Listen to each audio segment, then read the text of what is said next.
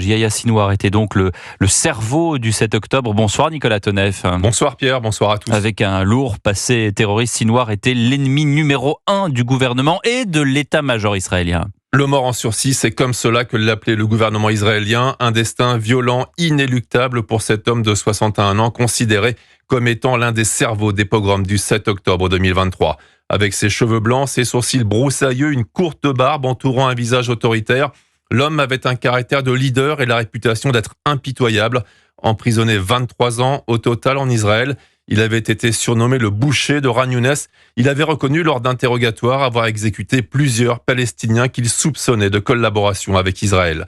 En 2011, libéré en échange du soldat Gilad Shalit, il rentre à Gaza, il prend des responsabilités au sein du Hamas au point d'être nommé chef de l'organisation terroriste en août dernier après l'exécution d'Ismaël Haniyeh.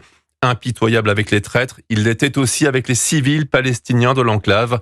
Après avoir pu consulter une correspondance de Sinwar retrouvée lors de fouilles de tunnels par l'armée israélienne, le Wall Street Journal écrivait que l'homme exprimait un froid mépris pour la vie humaine et considérait que davantage de morts civiles palestiniennes joueraient en faveur du Hamas. Merci Nicolas Toneff, et nous reviendrons bien sûr tout au long de ces 2 heures sur cette neutralisation de Yahya Sinwar qui permet à Israël d'avancer dans son objectif d'éradiquer le Hamas mais aussi tous les mouvements terroristes dans cette guerre. Dans 10 minutes, le politologue Gilles Kepel avec